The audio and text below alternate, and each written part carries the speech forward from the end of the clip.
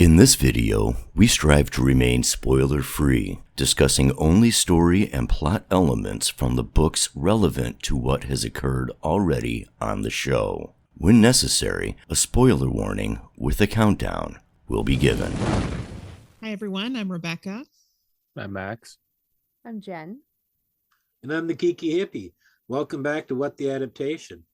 We're continuing our discussion of Sandman Season 1 on Netflix with episode 102, Imperfect Hosts. Max, what else can you tell us about that episode? Well, in this episode, Morpheus begins his quest to find his tools of power. Basically, he meets some dysfunctional brothers along the way, and we start learning about some of the other players in the game.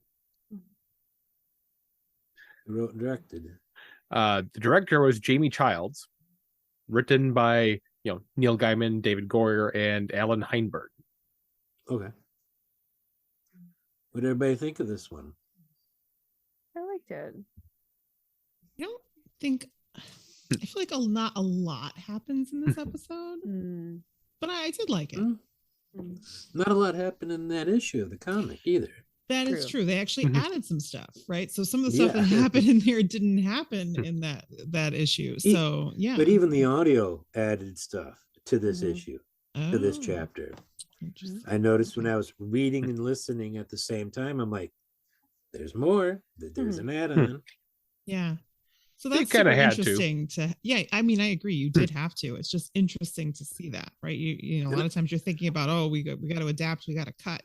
Here we're adding stuff, which they had to. And I've kind of made a bit of a reputation for myself on this show, being a book purist and not liking a lot of changes. And this episode has a lot of changes. And I like this episode more than I like the chapter on the audio and more than I like the chapter in print. Yeah. I prefer this version of Imperfect Hosts over the other two. Fascinating. Glenn is not a book purist tonight. All right. See, I was the opposite. I like the audiobook version better. Ooh. Okay. So we're going to have to duke it out then when we get to that. So well, that's what we're starting. Actually, we're starting with changes. So let's get into it. Glenn, maybe you should start and then we'll go to Max. Like, Glenn, what did you like for the changes? And then Max, you can tell him why he's wrong. it just, like you said, more happened. I mean, there was the issue of the comic is a nothing burger. I mean, there's like nothing there, really. I mean, it's just, it could have been compressed down to 5 pages.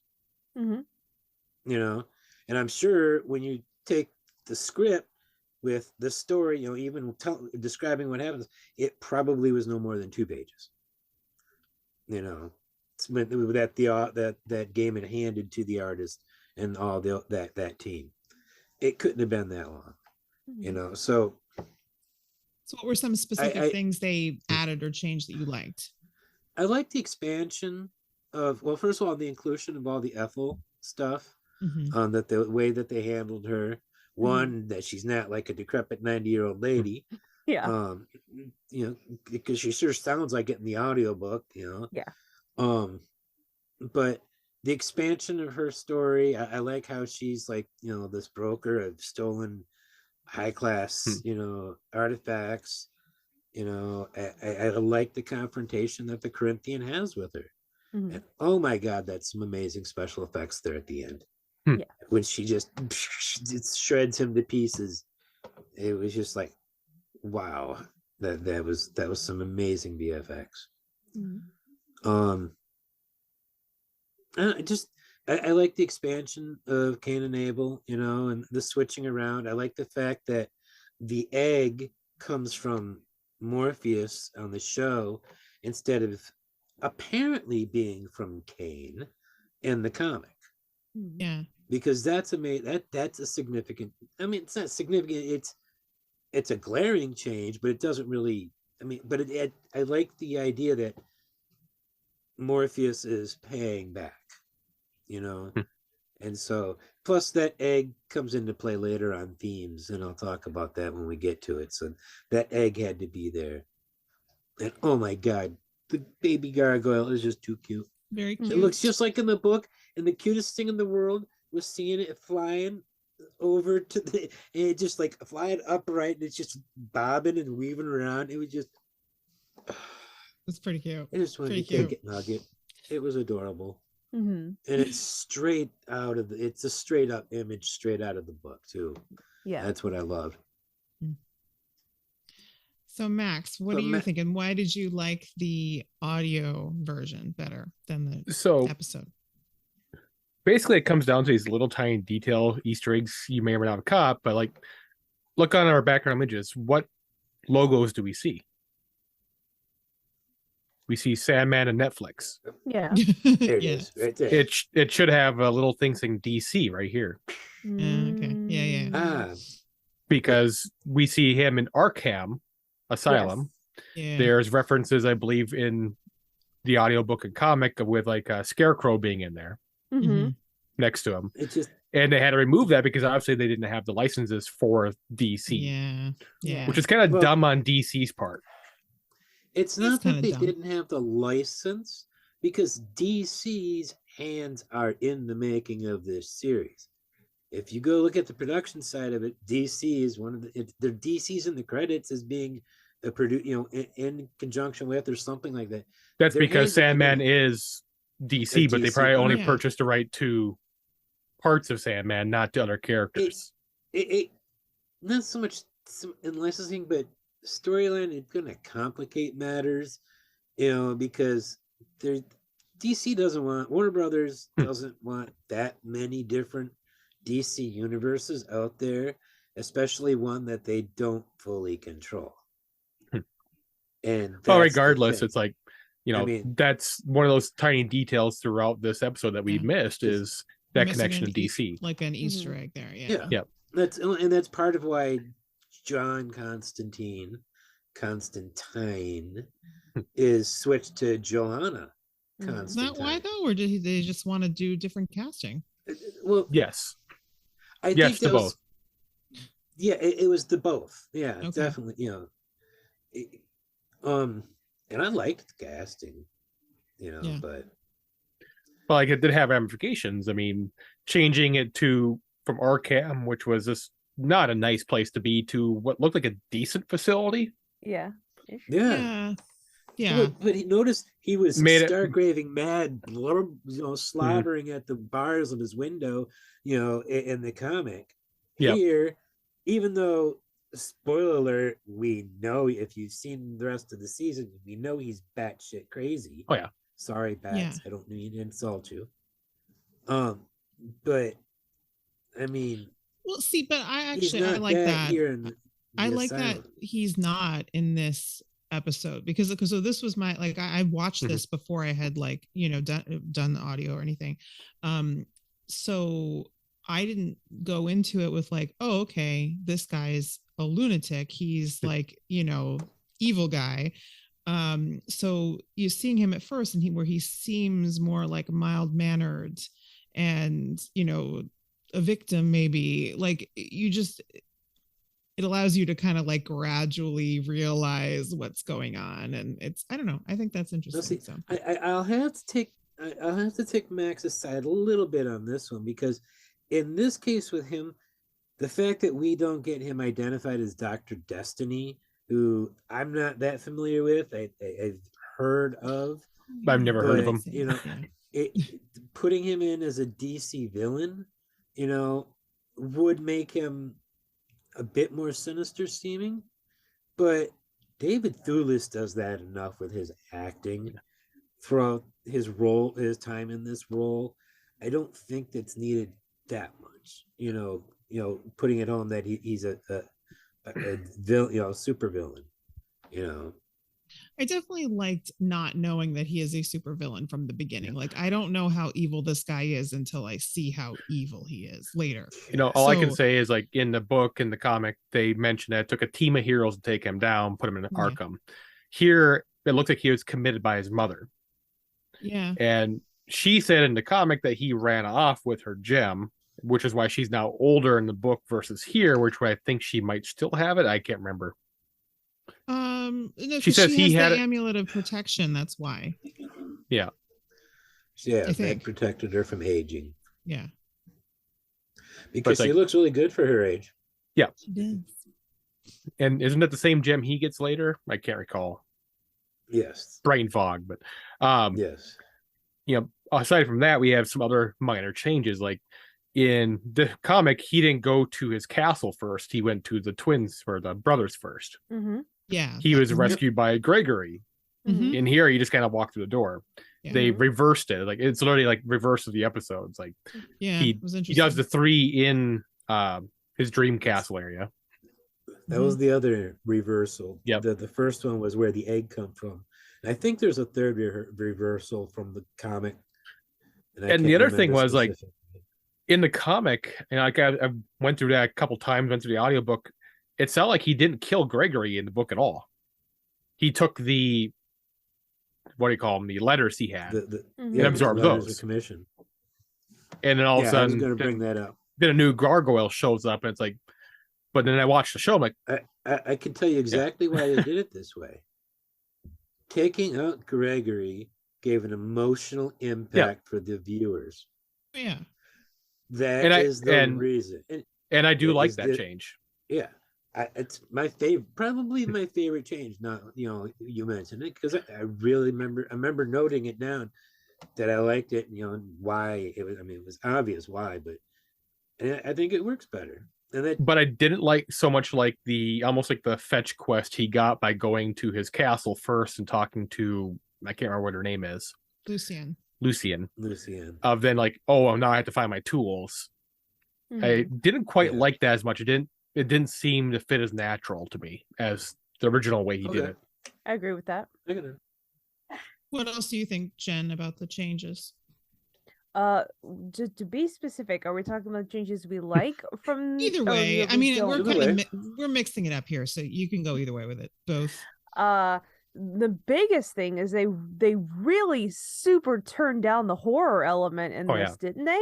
I mean, they just blasted the horror element because I will admit, especially the audio drama, listening to it, some of the scenes going on with the Cole Cain and Abel story and they seem a lot more, even though they're doing the same kind of things with each other, kind of happy situation maybe about it. It's a little comedic, I think. We did see Cain did stab him through the eye with a hot poker. They did, but we didn't see it. It was we heard it. Yeah. Didn't you hear the sizzle? I heard the sizzle. I felt a lot more terrified in the audio drama. Well, I agree with Jen. It's there, but it's not as horrific in the experience of it.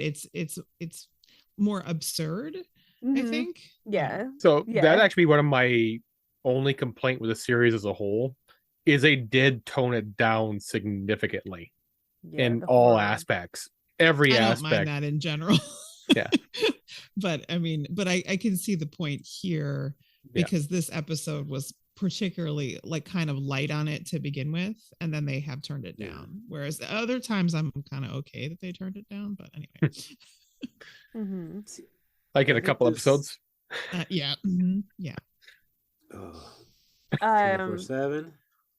The whole thing with the Hecate, the Morrigan, the Trine, Maiden, Mother, and Crone, I'm really like the Fates partial to that. So I like how they had that in both. I'm like, please do not get rid of them. They didn't, thank God. So I was like, okay, I really don't know how I feel yet about that. I like parts of it, and then there's some parts of me that wish it was more. I wish there was more magic about it, even though it was very magical. So I don't really know what I would have wanted more, but I just like them so much. I wanted them to have more shine, but they did a good job there. Did you need an eyeball they switch to each other? Something like that. Like, talking about Clash of the Titans, that would be awesome. I know where that came from. That's awesome. But I actually talked about that on the very first video I ever edited for this channel. It's the video I did on Shadow Spawn. Go back and watch it.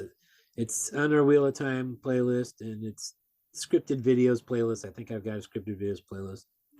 But yeah, I bring Titan up versus a Titan. Anyway, the eyes. That's getting off the subject. But so going back to the changes about like Cain and Abel and that sort of thing, I thought it was kind of like interesting. I didn't like how he in the book and the audio drama, I mean comic book, Morpheus is more decisive. You already touched on that, right? I'm just kind of piggybacking off something you guys already said. No, I don't think anyone really said that. So go with it. Oh, so it seems to be like Lucian is almost is taking more of a, but remember you need to do this. Remember you need to take a raven. Remember you need to this, or you need to go here and do this, and this is where you need to go. In the comic book, it's no one had to tell him really. Like I know he did the same. Go ahead. Here's the other reversal. In the comic book, Lucian proposes the fates, and he's hesitant about it. On the show, he proposes the fates, and she's like, "Are you my lord?" Whatever it was she said. You know, I just so there was the third that I was bringing up, but you're talking about it right there. You know, they did flip that. Which way do you like better? Him bringing up the idea or her bringing it up? In that particular case, I like how he brought it up in that. Yeah, I think her cautioning him I liked in that instance. Yeah. I did do like her cautioning him better in that way.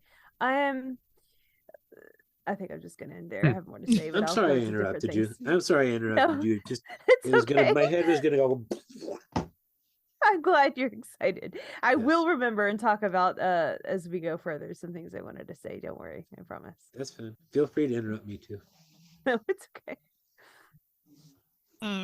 Yeah, I mean, I don't really think I have anything additional to add in terms of changes that we had that haven't already come up. I mean, I think some of my favorites were, as we already talked about, like the changes with Gregory, Gregory making a sacrifice. I think that was the biggest. And just the inclusion of the Corinthian at this point, I think, is probably another really good change, just because it sets him up as more of a antagonist. And Boyd Holbrook's Boyd Holbrook's good. Sorry. So yeah, I don't know. And I don't think there were any particular changes that I really didn't like. Although, I think there's some points like what Max and Jen, what you brought up, that there's some things that might be a little bit, might have been stronger in some small ways in some of the other versions, but overall, I think it was a stronger version of this story. Yeah, we this is another show where we can't quite ever say that they're wrong the way they did it, because I mean, Neil Gaiman's there writing and producing alongside. Right. It's just like The Expanse, It's like The Expanse, right? Where like, you're not going to be like, oh, they went against, this was wrong. They shouldn't have done this. Yeah. They know the story better than you. Yeah. Right.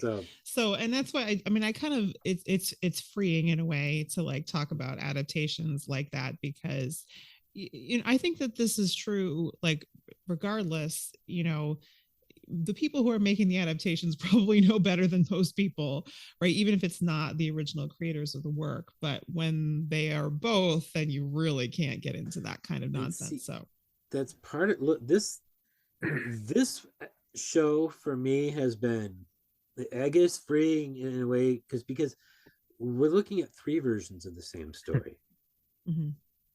And so that it's like, you get to see and get to have a better understanding and feeling of why things are different in different mediums. Yeah, it's true. Because what worked in the audio wouldn't necessarily have worked directly on screen, and it was so it's like things aren't going to be the same. And I like seeing it and seeing the story in the three different forms. I find it pretty cool to see it that way. Regarding that, I can't help but think, like, between the comic and the TV show, they can show things visually. The comic, they can show like their interior monologue just like they can do an audiobook.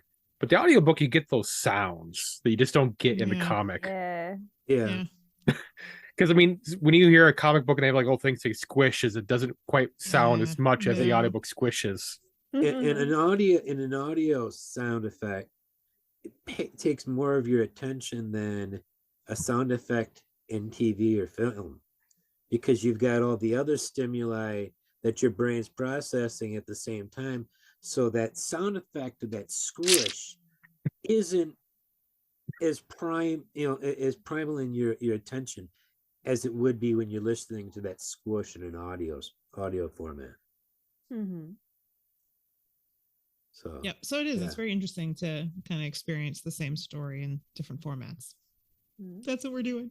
I also kind of look at this as like he originally wrote this in like 1988. And this is like his chance to potentially like rewrite a few things, retool a little bit. And I don't think this is his first time he's actually done some of that. No, he did. So I think he's had some very spin-offs and all that other fun stuff. He's not a writer on Lucifer, but it's based on the same Lucifer in here. Oh yeah, I know it's the DC Lucifer, and even though he's not actually part of the Arrowverse, he actually showed up on one of the crossovers. That crossover was just freaking epic. Sorry. Hey, that's still an adaptation, because that's an adaptation of comic books, so that counts. That's what we're doing here. True. So are we ready to talk about visuals and music and all that kind of world building stuff? Is anybody dying to jump in here? The visuals of him collecting things from everyone's dreams before the Hecate arrives, like the crossroads, the reach down pulling out the crossroads, like him getting the snake and then tucking it inside of his coat. Like all of that was beautiful. Even the way they did the Gregory flying was beautiful. But the thing that really grabbed me is it's the very much kind of him making the own cauldron. The crossroads I picked from this, and the snake I got from that. And he's like diving down into the dream world, and he was like at first having to master the dreams right underneath the little pier that he goes in the starry sky, which is also almost straight from the comic and the audio drama. It's a starry sky and everything.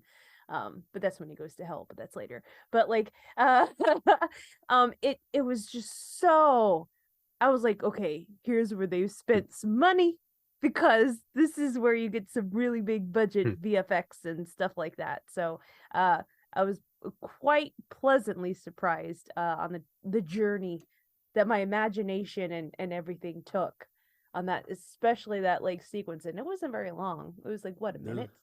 Maybe ish. No, not long. No. And I was like, my mind was just popping, like little things were going. I'm like, this is beautiful. This could be like, you could do so many things with this, like the power that he has. And you really don't know where his power is. But this episode did a pretty good job of showing he's not even at his full strength. And look at everything that this guy is doing. Wow, you have that factor, weak. And it gave you that. Yeah, that was pretty cool. Super cool. I'm right up that alley. I'm like, yeah, that was awesome. Anyway, speaking of Gregory, Gregory and Irving are so much better than The Witcher's dragon. That's true. That's true. And I don't know what companies are using for VFX. They need to just like make this their default Netflix VFX company, because clearly they're doing something right. Yeah, it's good. Yeah. They might actually have some of the same VFX companies looking it up. One of the companies is One of Us, and it's shared between the two. Cool. I was really impressed with the visuals. I mean, I already mentioned when Ethel split, the Corinthian into strands and made him disintegrate. That was visually just like, oh wow, that actually coming back together. That actually reminded me of Dr. Manhattan from Watchmen. Yeah, that effect thing kind of reminded me of that. I thought of Doctor Strange and Multiverse of Madness. You know what I'm talking about? Mm-hmm. Yeah, that's what I thought of, but I thought this was done better, and that was a big movie budget. This I don't think was a big movie budget. But acted like it. It was Yeah, pretty but cool. all the visuals, the costumes, the sets are just absolutely stunning on this show. Mm-hmm. I mean, everything else is good, but the production side, I don't foresee having a negative thing to say the entire season about production. Mm-hmm. So I think I'm a little bit like slightly off from you guys here. I mean, like overall, like this is much better than The Witcher in terms of visuals, much better, for sure. And mostly, I think it's very good. I felt like not with Irving, because Irving looked perfect, but with Gregory, because there's sort of like the metallic sheen to the gargoyle, that made it seem not quite real to me, and so I don't love Gregory. I see what you're saying. I didn't like the design of Gregory, but that was straight from the book. I like the design. It was straight out of the book. I really like the design. Actually, I don't have any problem with the design, but it's the quality of the sort of sheen of his skin, or whatever you want to call it. And with like the background, it just, there's something just like he was slightly there. Yeah, it's slightly off to me. It's not like fully integrated, and I it was bothering me a little bit. But I didn't feel that way with Irving, who I think looks perfect. So I don't know. It's a small thing, but it was bothering me a little bit. But otherwise, I mean, but still, yes, better than The Witcher Dragon, and just better overall. And I'd love for there to be more of some of like the dreaming, but I get why, like, you know, that's super expensive and you can't do it. So yeah, this isn't House of the Dragon. Yeah. So but it is good. That show, but 80% of budget must have gone into special effects. Yeah. What's up next? So we are at the point where we are talking about the sequence from the episode that was like the most memorable, or that we enjoyed the most, or hated the most, whichever way you want to take that. Does anyone have one? I probably have to think of the hated, because I've already told you what I like the most about him getting ready for the three sisters. So that's definitely my favorite part. I gotta go with Ethel and the Corinthian. I really like they both have their own sort of charisma. You know, his is really upfront, but you know, and so just the two of them off of each other, I really enjoyed it. I had a lot of fun with those. I've seen Boyd Holbrook before, but I've never had as much fun watching him work as I have on this show. So I really like anything with the Corinthians. So your favorite is the part that they totally added, Mr. Book Purist. What did they say about this episode? I know. I'm it's like, what the heck? It just, maybe I just don't like Neil Gaiman's original writing. Who knows? It's only two issues in, so I can't really say. Okay. Because although I've watched the entire show, and I've listened to the entire audio drama, I haven't read all of the issues that the show covers. I'm doing those week by week. Got it. So it's kind of like having read the books and now I'm watching the show week by week, like we've done in the past. You're doing the opposite. But I'm flipping it. So. All right. Who else? Another favorite sequence, or most memorable, or most hated? I'll go with the 3-1. It's a pretty memorable scene. Kind of sets up how he's able to communicate with other beings like him. Mm-hmm. I'm going to agree with that being the most memorable, because I had watched this episode a while ago, and then I rewatched it, and I was trying to remember like what happened in this episode, and I think that was the main thing that I remembered. So I would agree that is the most memorable.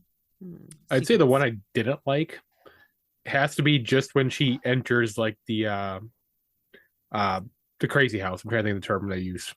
The asylum? Mental hospital. That's the one. That's the one. The mental hospital. Yeah, the mental hospital. Say hospital. It's obviously either a very rich place to go to, because it's definitely not a normal place to go. I would call that high class, high security, high class. Well, it's for rich people so, that need. Yeah. It's like for rich people that need maximum security. It's probably a very small little sliver of people who need that. I feel like that doesn't exist. Probably not. Maybe just that wing. Maybe just if that it wing. did, we plebes would not know about it. Yeah. So. Never. It's not for us to know. It is not. How about you, Jen? Well, yeah, my most memorable was him preparing for the trine. I love the Morgan. I love every incarnation that the Morgan is in any sort of literature or any sort of pagan or any sort of, I'm just like drawn to it. So that's why, again, I thought it could be more memorable, but it stirs the cockles of my heart to hear all of you say that was the most memorable thing to all of you. That makes me happy. So far, the thing I didn't like the most was like the byplay between the Corinthian and Lucian at the end. Like, I think they could have cut that off. Like I don't know. Like I don't. So I know y'all like the Corinthian, and then Glenn's gonna fight me on this, but everything that he's in, it just seems to. I don't know. So far, I'm not really liking the Corinthians so far. It might happen later on it, but it's not that I like the Corinthian. I know Boyd Holbrook's performance of the Corinthian. Oh, yeah. Well, we have something in Glenn's background. Oh God! Thank you. You spotted it. Yep. You're gonna need to get your engineer's hat on. See, you know what? For this whole segment. We've been recording this time for over a year. And this is only the second time this has ever happened. But it's like within a week. It was so bad the other week, Glenn. It was like distracting.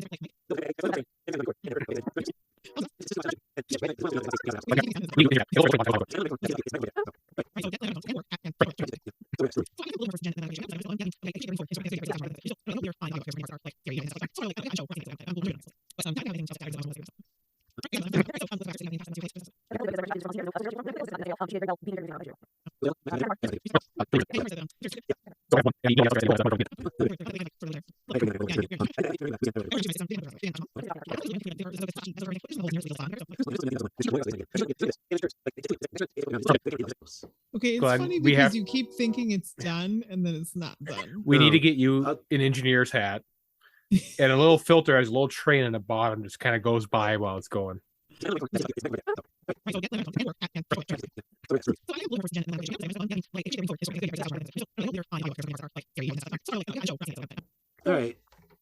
All right. So get Glenn a better microphone and or hat and train filter, overlay.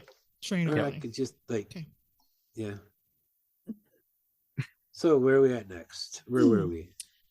So I mean, I think I'm a little bit more towards Jen than Glenn on the Corinthian issue. I mean, I don't dislike him. I don't love him yet. I mean, I'm like, I appreciate that they are bringing him forward in the story. I think that's a good idea, right? To establish him more. And I agree. I think that's good. Mm-hmm.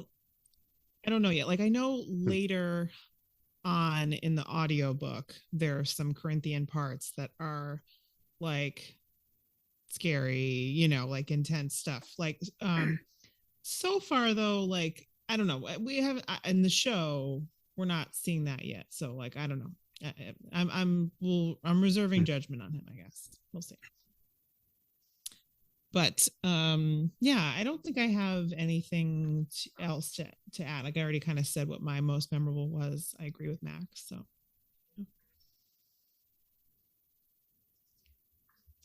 all right.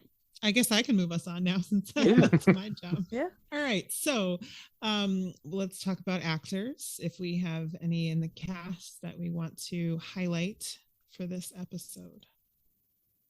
I think Ethel did good because whatever direction she got, it was just from on the scene there. There was no source material that she could pull from. Really, I mean, technically Ethel does exist, but not in that same way at all.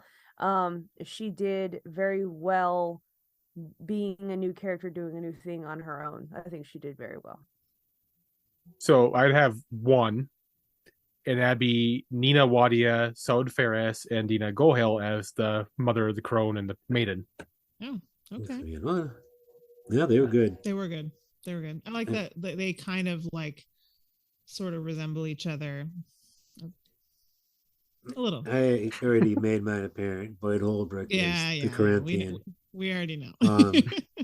I can't remember her name, but Lucienne, I really liked her too. I wrote her down because she was mine. It's Vivian. I'm gonna butcher her last name, by the way. Vivian Ashimpong. Okay. Does a good job playing that part. She's a good actress. I felt like it was a really random pick for me to like think of her for this episode because it's not a flashy episode for her or anything, but there's just something about the whole like demeanor that just really feels like spot on for the character. So I like it. Leave it. I do. Okay. And I think then we are on to talk about themes for the episode. Glenn's already hinted at some things there. I've got one. Okay. But it's like, it kind of slaps you in the face, and that's Rebirth. Yeah. This entire episode is like all about rebirth everywhere. I mean, from Morpheus's rebirth at the beginning, from, being, almost gone. There's the reference of Ethel and her son moving to America, and that's a rebirth. Well, she's starting a new life in America. They flat out say the serpent is a symbol of rebirth, and it's right there next to an egg, which is also a symbol, like that. I mean, it's just like whack, whack, rebirth. You hear me? Whack, rebirth. It's just over and over. Abel, of course. Yeah, Abel every time. The gargoyle at the end. Even the Corinthian showing back up at the end in the dreaming is him being reborn into the dreaming. If you want to look at it that way. Yeah, that's what I found. I was so distracted by Rebirth, I couldn't notice anything else if it was there. I'm sure it was. I mean, I think I had like sort of like some very like subtle ones that I could sort of like branch off of that from. Like, I mean, to me, I think one thing that kind of stood out, but I think it really is just kind of another way of like talking about the rebirth thing, is that in the whole bit with Gregory, like needing Gregory to retain or regain some of his power. It's the idea that like you can't really create something out of nothing, right? Like he has a finite amount of power and it's gone into different things. And so now that he is without those things, he is lessened and he can't just create anything. It's like you got to pull something back. Something that he already created needs to go back into him. So it's that, creation, recreation kind of thing. It's sort of the same thing. But also you could look at it sort of like there's limitations, to what, to Morpheus's power in particular, right? I mean, we don't really, at this point, know as much about what other powers are out there and what limitations they have or don't have, but he definitely has limitations.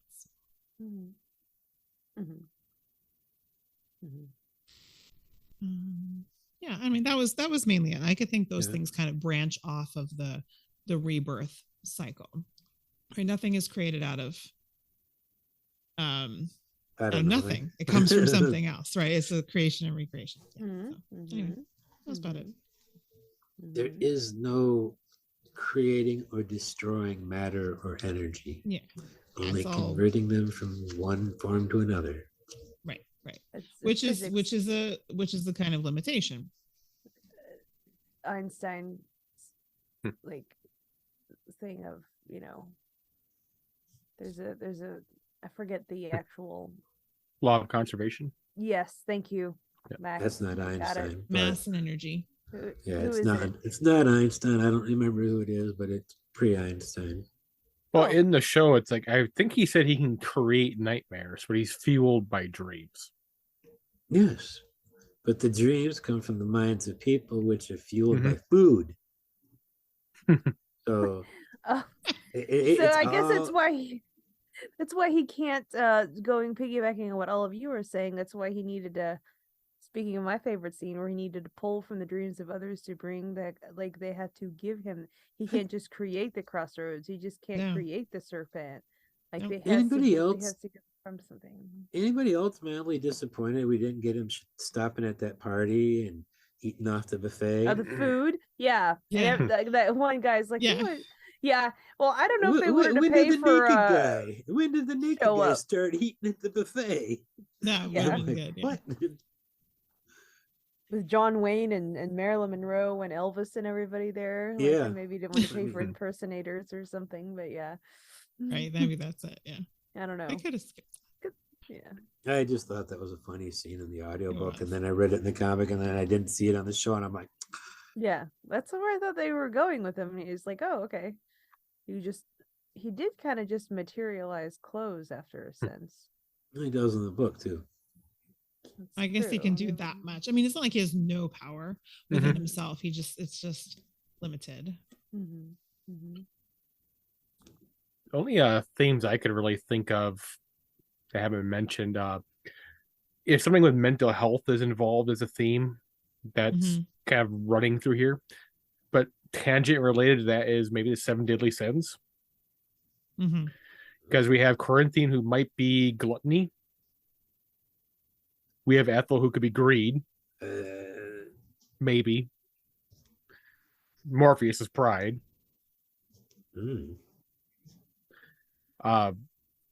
Possibilities there. Clearly, wrath would be Cain. We might not have seen the characters that could apply to the others yet, because we're only 2 episodes into an 11 episode, 12 episodes, but it'd be 11 weeks of discussion. But speaking of mental health, we have whatever's going on with Ethel's son. Which is topics for whole new episodes to come. You have Corinthian, who's a straight up psychopath, if that's even the correct word. I don't know at that rate, but sure. Abel is like Stockholm syndrome. Oh my god. Yeah. Cain has clearly anger issues. A little bit. So there's something in that just tangentially there. Okay. Clearly Morpheus will be a martyr. Yeah. Poor Gregory's a martyr for the cause. I don't know. I'm pretty sure, when it comes to mental health, like it would save time to point out anyone in this show that doesn't have any issues in that regard. So we'll just let Irving, because he's just brand new. Or the crowbar. Okay. You're so tired. Crowbar. No. I'm just like, okay, crowbar. Crowbar's okay. All right, Jen, save us. Are there any other themes that we haven't mentioned? I really can't think of anything. Because Rebirth is that's just pretty much all that there is that I can see. The only thing I could say maybe other than that is just like kind of a rift between Lucian and her master, and then Cain and Abel also don't like the Sandman very much, obviously, for what he did to Gregory. I mean, Cain was ready to throw down, which I was like, oh, okay, go ahead, buddy, see how that works out for you. Abel's fine with it. Abel's over it. Isn't Abel fine with, apparently? True. Abel's over it. So I don't. It's going to be interesting to see in future episodes how, and if we see any other creatures that are of the dreaming that are.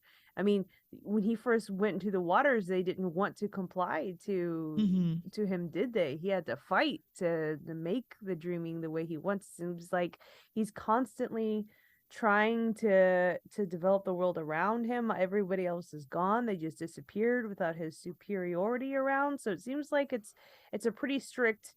He has to keep a pretty strict grip on his realm and the people around him, and we don't know what kind of ruler he really is yet. So we're good. It's going to be interesting to see. So, yeah. I did think of one. Mm-hmm. I did think of another one, Okay. and I was kind of staring us in the face. Mm-hmm. And the name of the characters is the Fates, Mm-hmm. and fate is kind of on the nose here. Mm-hmm. We have Corinthian fighting his fate. Mm-hmm. Yeah. We have the whole Ethel situation with her son. That thing fated to happen. Mm-hmm. We have whatever happened to Morpheus and what happened to his realm. What was his name in the comic? Dr. Destiny? Yeah. Yeah, that's kind of spot on there, Mark, for you, Max. Just